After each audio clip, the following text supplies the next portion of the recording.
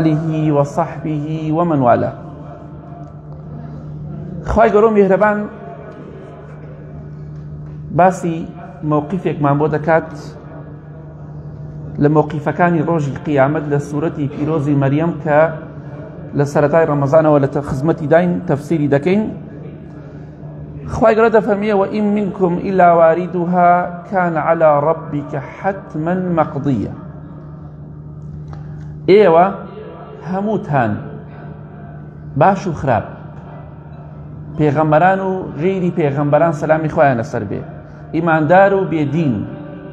باش و خراپ، ڕوو لەخوا و ئەو کەسەشی کە ڕوو لەخوا نییە، هەمووتان دەبێ بەسەر پردی سیڕاتە تێپەڕن، هیچ مەجارێکیتیان نییە. کان علی ربک حتما مەقضیە. ئەوە بڕیارێکە و لای خوای گەورە کۆتایی پێ هاتووە. هیچ کەسێک نابێت مرۆڤ بێ و جنۆکە بێ ئیلا بێ بەسەر پردی سیڕاتە تێپەڕێت. بڕیارێکە خوای گەورە داوێتی حتا پێغەمبەری خوش صلی الله علیه وسلم هەموو پێغەمبەرانیش سەلامی خوایان لەسەر بێ ئەبێ بەسەر پردی سیڕاتە تێپەڕێت. یەکی لە حکمەتەکان چییە؟ حکمەتەکان خوا دەزانێت چەندێ زۆرە، بەڵام یەکی لە حکمەتەکان ئەوەیە والله ئەعلەم کاتێک کە ئەهلی بەهەشت خوای گەورە بە ئەهلی بەهەشتمان قبوڵ کە کە بەسەر پردی سیڕاتە تێپەڕین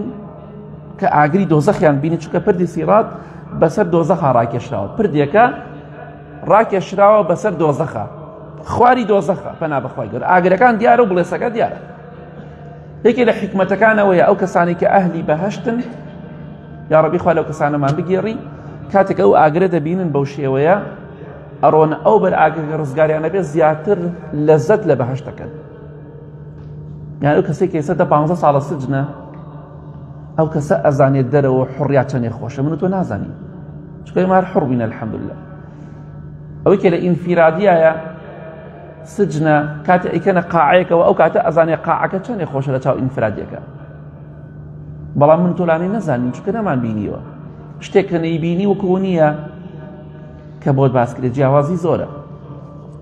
جا کاتێک کە ئەهلی بەهەشت ئەو ئاگرە دەبینن پەنا بەخوا خواریان ئاگرە و ڕزگاریان دەبێ، زیاتر هەست بە نیعمەتەکانی خوا دەکەن و لە بەهەشتا خۆشی زیاتر دەبینن. ئەیتر حکمەتی تریش خۆی خوای گەورە خۆی دەزانێت چییە.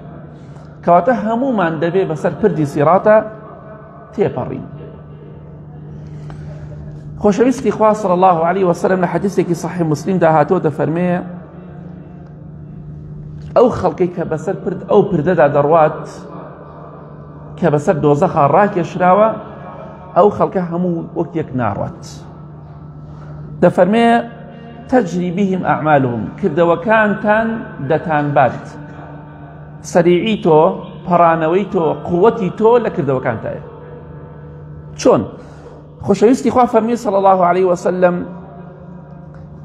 کەسانێک هەیە لە ئێوە لە غەیری پێغەمبەران سەلامی خوایان لەسەر بێ بەسەر ئەو پردا تێئەپەڕێ وەکو تیشکێک، ها تیشکی خۆر چەندێ بەقوتە، یا تیشکێتر کە چەندێ بەقوتە، بە چەند سانیەک یا بە نوقاندنێک چاوکردنەوەیەک چاوتروکاندنێک تەماشا دەکەی ئەو تیشکە دەڕوات. یعنی خەڵکی وا هەیە ئەوە نە چاکی کردووە لەم دنیاەدا، خوای گەورە کەسانەمان بگێڕێ وەکو تیشکێک بەسەر پردی سیڕاتە تێپەڕێ، هەتا دەڵێن تیشکی خۆر تقریبا بە 8 سانی 8 چرکە دەگاتە سەر زەوی، ئەوەندە بەقوت، ئەو خۆرە چەندێ دوورە. خەڵکێ ئاوا دەڕوات. بۆچی؟ لەبەرەوە لە دنیادا چاکەی زۆری کردو. و دەفەرمێ پاشان کەسانێکی تر هەیە لە خوارترن، کەسانێک هەیە وەکو بایەکی سەریع دەڕۆن، کەواتە کاتی زیاتر دەوێت هەتا پردی سیڕات تێپەڕێنێ، چونکە کردەوەی کەمتری هەیە لەوەک. ئەفەرمێ هەیە وەکو سوارێکی سەریع ڕوا، کەسێک ئەسپ سوارێکە دەڕوات چەندێ دەڕوات هەیە ئاوا دەڕوات. هەیە وەکو باڵندەیەک دەڕوا، باڵندەیە کاتێک کە دەبینی باڵندە دەڕوات چۆنە ڕوا ئاوا، تەماشاکە تیشک لەکوێیە، بایەکی سەریع لەکوێ، باڵندەیەک لەکوێ. ئەمە کردەوەکانی ئینسان دەورە بینێ، چاکەکانی. و دەفەرمێ خەڵکی واشەیە وەکو پیاوێکە سەریع بڕوا چۆن دەڕوا ئاوا دەڕوات. خەڵکەیە خاوترە، حتا پێغەمبەری خوا فەرمێ صلی الله علیه وسلم حتا وای لێ دێت لە کۆتاییە کەسانێک دەمێننەوە ناتوانن بڕۆن، چونکە کردەوەی چاکیان زۆر کەمە، بە گاگۆڵکێ دەڕۆن، دەڕۆن و دەکەون دەڕۆن و دەکەون ئەمە هەر بە ئاسانی نایبڕە ڕێگاک چونکە لە دنیادا چاکەی کەمی کردو کەواتە ئەگەر پێت خۆشە زوو ڕزگارت بێ ئەبێت چاکت زیاتر بێ حتا زیاتر نوێژت کرد بێ زیاتر قورئانت خوێنده بێ زیاتر زیکری خوات کرد بێ ڕۆشتنەکەت و ڕزگاربوونەکەت سەریعە پێغەمبەری خوش صلى الله عليه وسلم دەفەرمێ من لەو بەری پردی سیرات و لای حەوزی کەوسەر چاوەڕێی ئێوە جا ئەو کەسە براوەیە کە زوو ڕێگاکە ببڕێ و کەمتر ئاگری دۆزەق لە ژێر خۆیان ببینێ کەواتە ئەوە شتێکە بڕیاری لەسەر دراوە بەڵام خۆشەویستی خوا فەرمێ صلى الله عليه وسلم ڕوو دەکەم مام حاجی ئێستا لەوانەیە مام حاجی لەسەر بڵێ من تیشکەکە منم یەکسەر وەڵا لەوانەیە تۆ گاگەڵکێکەش نەبیت بە قسەی تۆ نابێ کردەوەکانە دەورەوێنەکە حاجیگیان کاکە فڵان کەس گیان دادە فڵان کەس بڕیار لای تۆ نییە تۆ سەریعی یا خاوی بڕیار ئەوەیە چەنە چاکت کردۆ بۆ خوا بۆ ڕەزامەندی خوا ڕۆشتنی تۆ بەپێی ئەو کردەوەی کە خوا لێتی قبوڵ کرد نەک بە عەقڵێتی خۆت بە عەقڵێتی تۆ نییە قیامەت بەپێی عەقڵی تۆ ناکرێت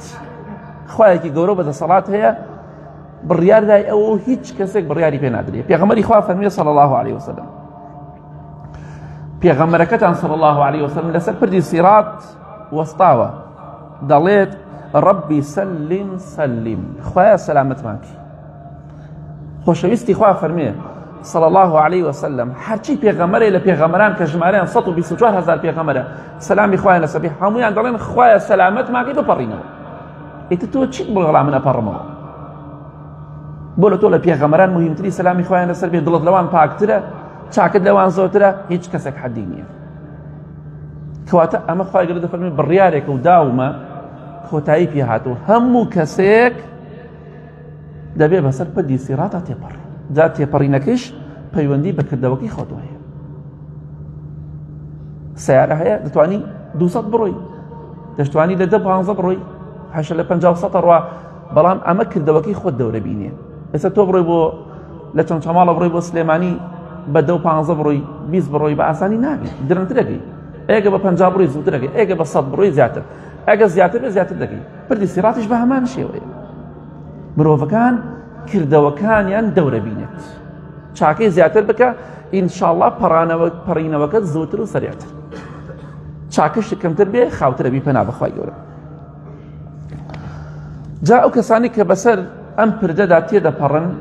پردی سیرات کە بەسەر دۆزەخا ڕاکێشراوە دوو تاقمن خەڵکی دەبێتە دوو بەش بەشی سێمی نییە بەشی یەکەم و دووەم بەشی یەکەم خوای گەورە دەفەرمێ بڕیارم داوە ئەبێ هەموو کەسێک حتا خۆشەویستانی خوا کە پێغەمبەران سەلامی خوایان لەسەر بێ ئەبێ بەسەر ئەو پردا تێپەڕن هیچ مەجالی تیان نییە بە پێغەمبەری خواشەوە صلى الله عليه وسلم خوای گەورە دەفەرمێ ثم ننجي الذين اتقوا ئێمە لەو ڕۆژەدا لەسەر ئەو پردە کە خواری دۆزەخەوەی بخلیسکێ بکەوێتە خوارەوە پەنا بەخوا بۆ ناو ئاگرێکس تەواو بۆ ناو جەهەنەم خوای گەورەمان پارێزێ یا ڕەبی خوای گەورە دەفەرمێ ئەو ڕۆژە ئێمە ئەهلی تەقوا نەجاتە دین تەقوا کێیە ئەهلی تەقوا ئەوەیە کە ئەوەی خوا پێی خۆشە جێبەجێی دەکا ئەوەشی خوا ڕقی لێتی خۆی لێ پارێز ئەڵێن ئەمە حرامە نایکات خۆی لە دوو دەخاتەوە کاکەوە حرامە مەی خۆ نایخوات ئەوە حرامە مەی کە نایکا ئەهلی تەقوا بەس ئەوەیە کە فەرمانی خوا جێبەجێ دەکات فەرمانی پێغەمبەری خوا صلی الله عليه وسلم جێبەجێ دەکات ئەوەشی ئەوان لێ قەدەغە دەکەن دەڵێن نزیکی مەکەوە نزیک ناکەوێت ئەهلی تەقوا ئەوە نییە غەشەکەت ئەهلی تەقوا ئەوە نییە حتا ئێوارە خەریکی خراپەکاری ئەهلی تەقوا ئەوە نییە میراتی خوشک و کەس و کار و برازە خوشکە زاکانی ئەخوات ئەوە ئەهلی تەقوا نییە ئەو خۆی ئامادە کرد بۆ ئاگری دۆزەخ پەنا بەخوای گەورە چونکە ئەوە حەقی خەڵکە و لە کۆڵت نابێت کەواتە ئەوەی کە ڕزگارت ئەکا لە ناو جەهەنم لەسەر پردی سیرات ڕزگارت دەکا تەنها تەقوایە تەقوای خوا لە خوا بترسی چونکە خوای گەورە دەفەرمێ وينجي الله الذين اتقوا بمفازتهم لا يمسهم السوء ولا هم يحزنون يا ربي خوا لو كسانا ما بقي آمين أو أهلي تقوى به خوای گەورە ڕزگاری دەکات لە ناخۆشیەکانی قەبر، لە ناخۆشی زیندووبوونەوە، لە ناخۆشی پردی سیرات، لە ناخۆشی محاسبە، لە ناخۆشی ساحەی مەحشەر، لە ناخۆشی هەموو ناخۆشیکی قیامەت ئەوەی ئەهلی تەقوا بێ خوای گەورە ڕزگاری دەکات. وەیونەجی الله، کێ ڕزگاریەکە؟ ئەڵڵا بەس، نەک پیا و چاک و پێغەمبەران، تەنها ئەڵڵا. بڕیارەکە لای ئەڵڵایە و لای هیچ کەسێکی تر نییە. بۆیە ئەو کەسانی کە ڕزگاریان دەبێت لە ناخۆشیەکانی قیامەت بە پردی سیراتیشەوە، ئەوانە هیچ ناخۆشی و لا یەمەسوهم السوء، هیچ ناخۆشیێکیان توش نابێت، هیچ ناڕەحەتیەک و ئازارێکیان توش نابێت و خەمباریش نابێت، خەفەتیش ناخۆن. بۆچی؟ لەبەرەوە لە دنیادا هەوڵی خۆیان داوە. کەواتە کێ ڕزگاری دەبێت لە پردی سیرات؟ کێ دەپەڕێتەوە بۆ بەهەشت؟ خواری جەهەنەمە و ئەو بەریشی بەهەشت. کێ؟ ئەهلی تەقوا. بەڵام خوای گەورە دەفەرمێ وَنَذَرُ الظَّالِمِينَ فِيهَا جِثِيًّا. پەنا بەخوا ئەوەی زاڵم بێ، ئەوەی بێدین بێ، ئەوە ڕێگای خوای نەگرت بێ لەم دنیادا و تەقوای خوای نەبوو بێ، ئەوە لەسەر چۆک دەکەوێتە ناو ئاگری دۆزەخەوە و بە چۆکدا دەیهێنین، واتە کۆتایی پێدێنین. فڵان کەس کەوتە چۆک، بە چۆکە هات، واتە کۆتایی پێهات. ئەوەی کە زاڵم بۆ لەم دنیادا خەم مەخۆ. واللهی کاتێک ئینسانێک ئەگەر باوەڕی بە قەبر و قیامەت هەبێ بەڕاستی، دڵی بە قەبر و قیامەت و بەهەشت خۆش بێ، هەر کاتێ زاڵمێک ببینێ لە ئەم سەرزەوێدا لە هەر شوێنێکی سەرزەویدا، واللهی بەزەی پێ دێت، واللهی دڵی بۆی ژانەکات. واللهی من کاتێ دەیان بینم پێ دەکەنن ئەم هەموو سەرکردەی ئەم هەموو وڵاتە، کاتێ دەیان بینم پێ دەکەنن، واللهی بەزەیم پیانە دێتەوە. هەڵێن قورب بە سەرتان، ئەگەر ئاوە بمرن، ئەگەر ئاوە بمرن،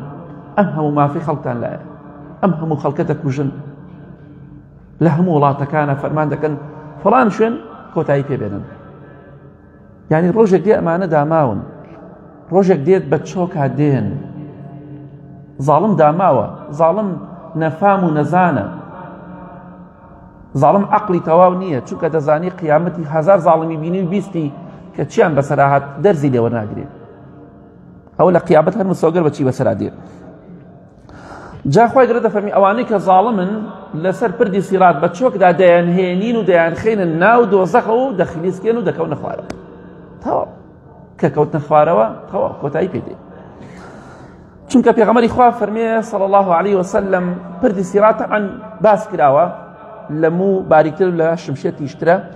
نوکی شمشێر، بەڵام چۆنێتەکەی ئێمە نازانین، شتێکی ئاڵۆزە.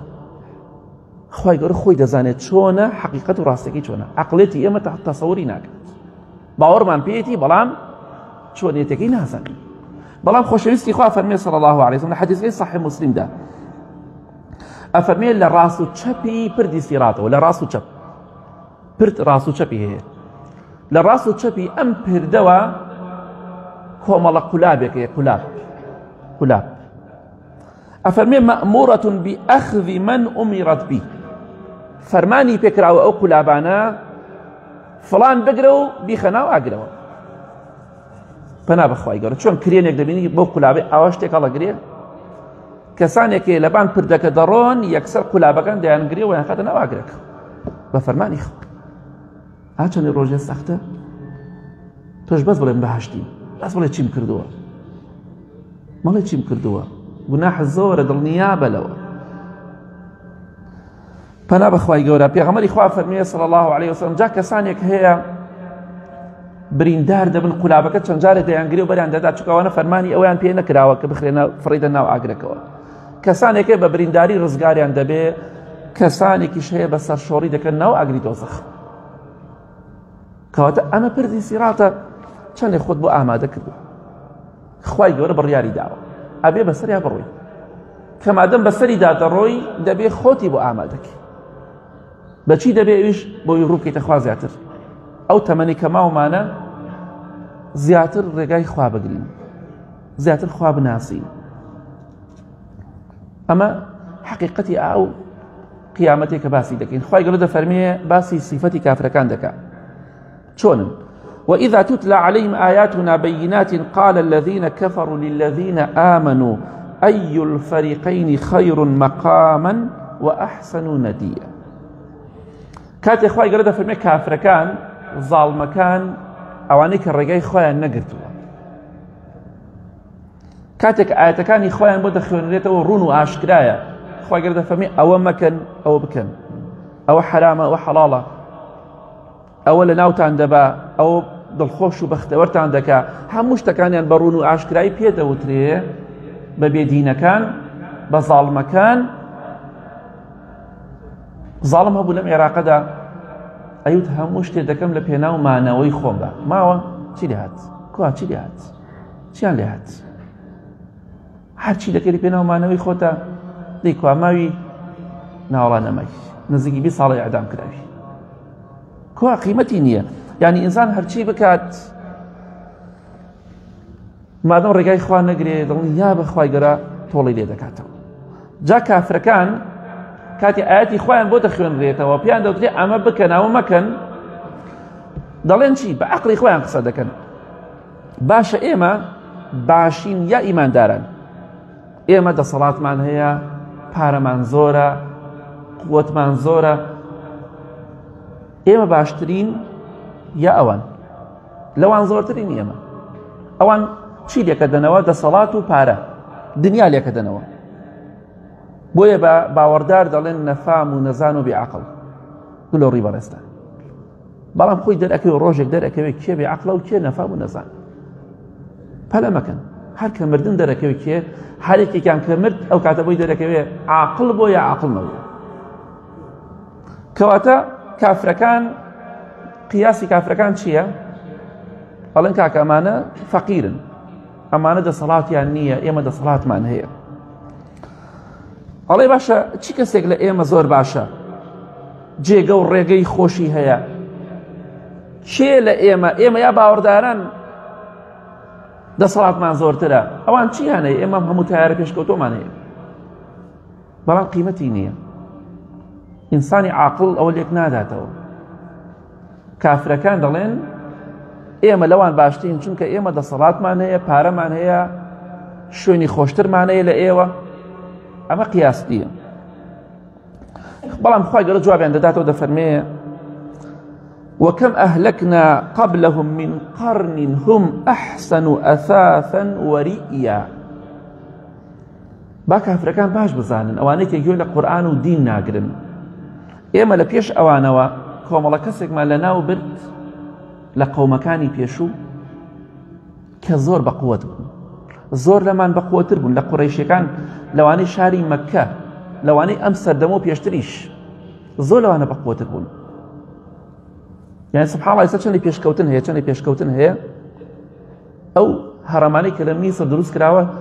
هیچ پێشکەوتنێک ناتوانێت دروستیکە لەم سەردەمەدا بەم هەموو پێشکەوتنەوە بەم هەموو جیهازە بەقووەت و بەم هەموو شتە چاکەوە ئێستا ناتوانن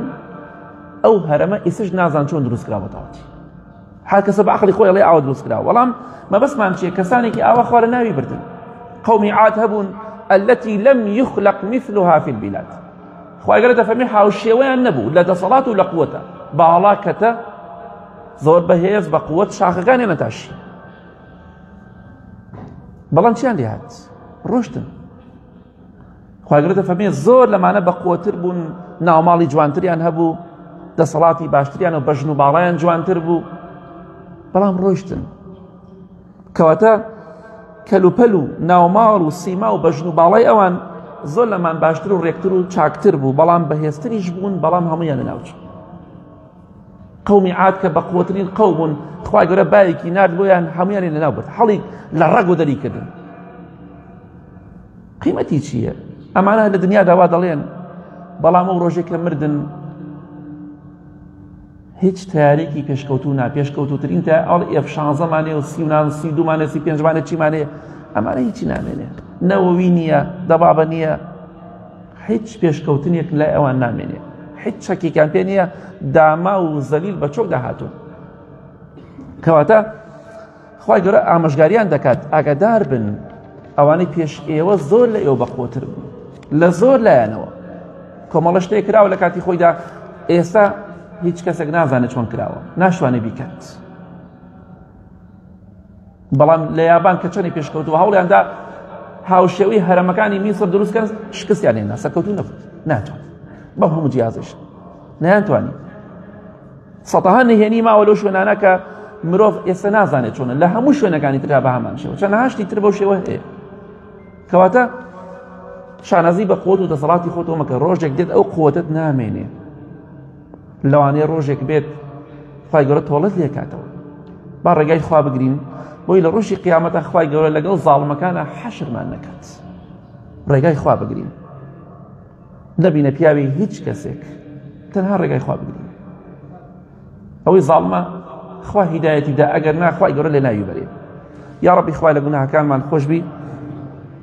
لە گوناهی دایک و باوک و مردوەکانمان خۆشبی یا ڕەبی خوایە لە ڕۆژی قیامەتە لەسەر پەردی سیڕاتێمان پەڕێنی بە سەلامەتی بەبێەوەی